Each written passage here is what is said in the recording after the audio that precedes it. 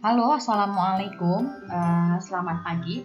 Hari ini nanti Bu Riza akan menjelaskan mengenai materi kita yang cukup padat ini. Jadi mungkin nanti akan ada banyak video yang akan Bu Riza sampaikan mengenai materi hari ini ya, materi hari ini. Baik, masih dalam mata kuliah strategi pembelajaran. Hari ini nanti kita akan belajar banyak hal. Jadi nanti tolong benar-benar disimak ya. Jadi hari ini kita akan belajar 4 hal sedikitnya ini, yaitu ada mengenai model pembelajaran, kemudian ada pendekatan pembelajaran, metode dan teknik, kemudian ada kurikulum pembelajaran. Kita nanti akan belajar satu persatu karena memang materi ini cukup banyak ya, jadi harusnya memang disampaikan dalam beberapa kali pertemuan. Nanti Bu Riza singkat dalam akan bisa upload semua materinya dalam pertemuan kali ini. Jadi nanti kalian tetap bisa melihat atau menyimak materi ini tapi dengan waktu yang berbeda itu boleh ya. Nah, yang pertama adalah mengenai model pembelajaran karena memang kita nanti belajarnya di strategi pembelajaran itu nanti kita akan belajar bagaimana sih kalian bisa mengarrange atau nanti membuat suatu model pembelajaran, terus bagaimana nanti kalian akan melaksanakan kegiatan pembelajaran kalian di kelas itu dengan strategi pembelajaran yang tepat. Bagaimana strategi pembelajaran yang tepat? Tentu saja nanti kalian harus melihat tujuan pembelajarannya, karakteristik peserta didiknya, materinya, kurikulumnya. Terus nanti kalian harus menentukan model pembelajaran apa sih yang cocok yang akan kalian gunakan di kelas kalian sesuai dengan tadi ya, tujuan pembelajarannya, karakteristik peserta didiknya, dan juga kurikulumnya, tujuan pembelajarannya seperti itu.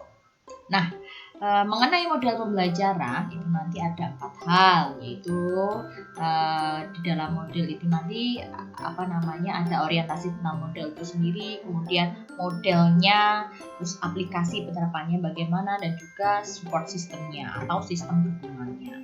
Kita jelaskan satu persatu mengenai orientasi tentang model.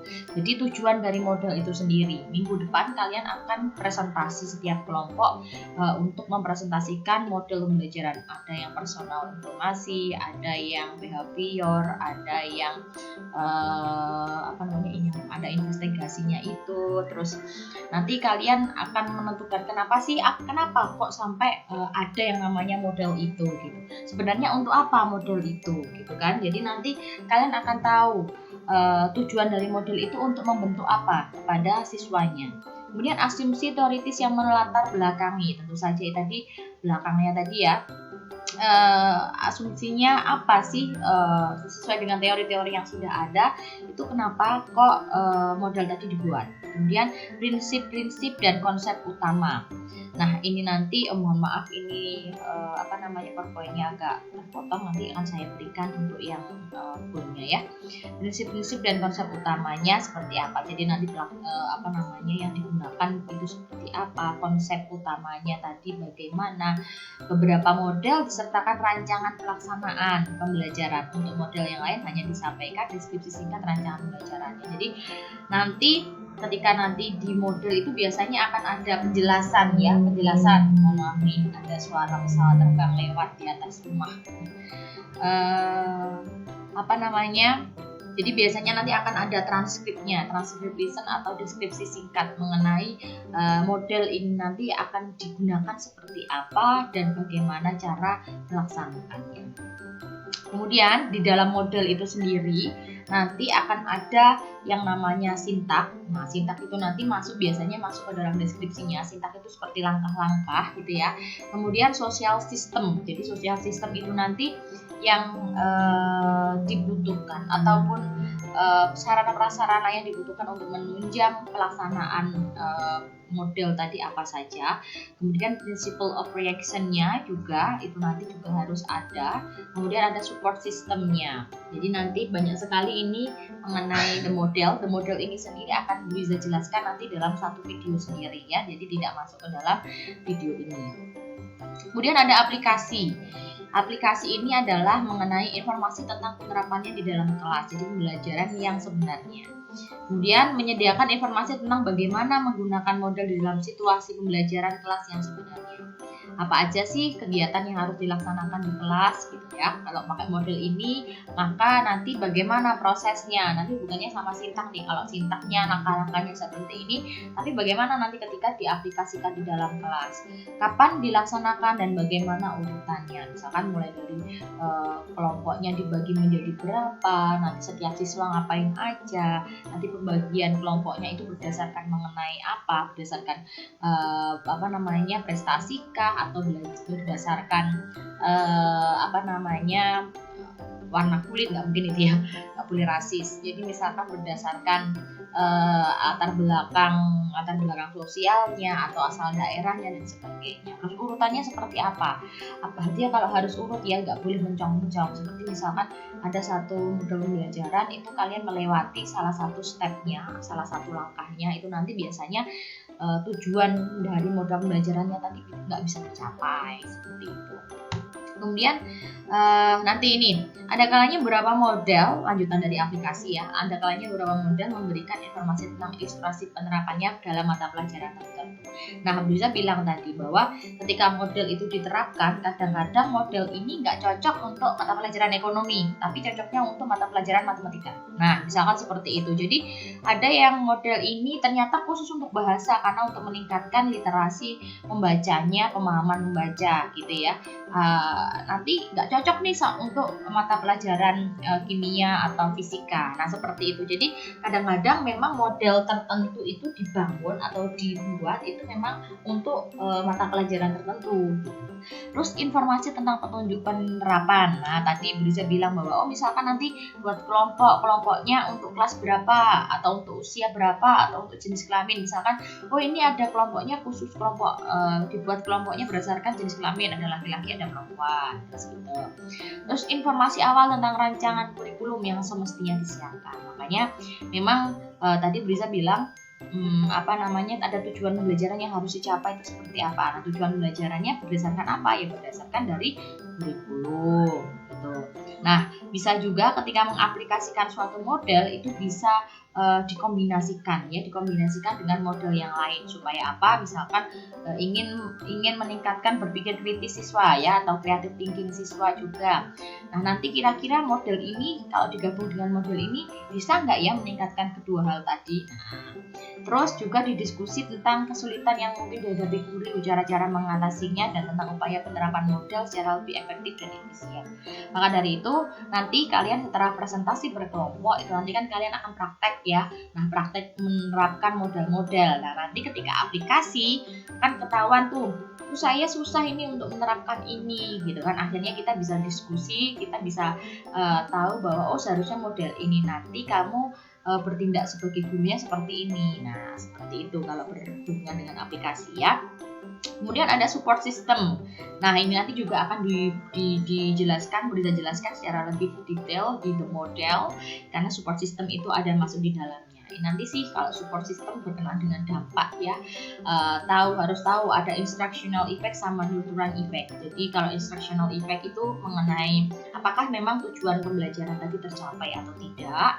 Kalau nurturing effect misalkan dengan model ini ternyata anak-anak bisa bekerja sama, anak-anak bisa menumbuhkan rasa kekeluargaannya atau empatinya semakin tinggi, simpati. Nah, itu kalau nurturing effect. Kalau instructional effect itu ya benar-benar mau meningkatkan pemahaman untuk atau bisa menganalisis materi ini. Nah, itu instructional effect-nya. Kalau nurturing adalah yang selain dari tujuan pembelajaran tadi, seperti itu ya. Nah, kemudian yang kedua, jadi ada pendekatan pembelajaran. Ada pendekatan pembelajaran ya. Kalau pendekatan pembelajaran itu sebenarnya adalah melihat dari cara pandang ya, cara pandang untuk melaksanakan pembelajaran. Nah, ini cara pandangnya, pendekatan itu sebenarnya dibagi menjadi dua. Ada teacher center sama student center. Kalau teacher center itu ketika gurunya mendominasi dan siswanya tidak sedikit sekali melakukan aktivitas. Jadi kalau teacher center itu lebih banyak misalkan gurunya menguasai kelas, gurunya ceramah terus dan siswa hanya pasif mendengarkan saja tanpa ada interaksi, itu biasanya teacher center. Itu biasanya masih kurikulum lama itu pakai teacher center. Kalau yang student center itu sudah mulai dari kurikulumnya sudah mulai sejak dulu ada JBSA ya, cara belajar siswa aktif, kemudian ada KBK, kurikulum berbasis kompetensi, terus sekarang ada K13 sampai dengan beberapa kali revisi. Nah itu yang sekarang ini apalagi ya, yang K13 itu menggunakan student center. Ya, student center ini siswanya memang harus lebih aktif, harus lebih yang membangun atau membelajarkan diri sendiri. Guru nanti biasanya bisa mengambil peran sebagai fasilitator, sebagai pendamping atau sebagai penasihat dan sebagainya. Jadi misalkan kalian pemahamannya salah, berarti gurunya waktunya membenarkan. Hanya seperti itu saja. Teacher center itu ada beberapa sebenarnya, tapi yang dibahas ini mengenai strategi pembelajaran ekspositori sama deduktif. Metodenya biasanya Briza tadi bilang ya, ada ceramah, tanya jawab, demonstrasi. Kalau yang student center itu ada heuristik, discovery, inquiry, ini masuk di K13. Kemudian ada yang induktif. Nah, ya yang heuristik sama induktif itu ada discovery, inquiry tadi, bisa mengenai diskusi, problem solving, eksperimen, simulasi kayak gitu. Jadi lebih banyak siswanya yang aktif daripada gurunya seperti itu. Nah, yang teacher center tadi ya ada expository sama deduktif. Nah, kalau expository itu jadi dimana ini ya, di pembelajaran dimana bahan pelajaran yang telah disusun secara final sampai bentuk akhir. Siswa belajar dengan menerima bahan yang telah disusun secara final dan guru menyampaikannya dengan ceramah. Tentu saja ini kalau anak auditori mungkin masih bisa menerima ya, tapi kalau anak-anaknya masih yang aktif terus kemudian visual itu bakal membosankan sekali, apalagi ya ini gurunya menyampaikannya dengan ceramah, berarti memang penguasaan kelas itu hanya ada di guru. Kemudian ada deduktif. Deduktif ini proses penalaran bermula dari umum ke khusus. Nah, ini menyajikan aturan prinsip umum diikuti dengan contoh-contoh, dan deduktif ini lebih banyak juga dilakukan dengan ceramah tadi. Kemudian kalau yang student center ada dua tadi ya, heuristik sama induktif. Kalau heuristik ini ya, heuristik semacam fakta psikologis muncul sebagai kodrat manusia yang memiliki nafsu untuk menyelidiki sejak bayi. Jadi ini heuristik itu berarti saya menemukan. Nah, ini karena tadi ya biasanya mengenai simulasi, mengenai demonstrasi atau mengenai eksperimen itu biasanya pakai heuristik atau discovery tadi ya, discovery, inquiry. Discovery itu kan menemukan. Jadi lebih cocok kalau pakai pendekatannya yang heuristik pakai student center. Ada induktif. Kalau induktif ini menghendaki agar penarikan kesimpulan didasarkan dari fakta yang konkret sebanyak mungkin, dan juga tepat atau tidaknya kesimpulan atau cara berpikir yang diambil secara induktif bergantung pada representatif atau sampel yang diambil mewakili fenomena siluman.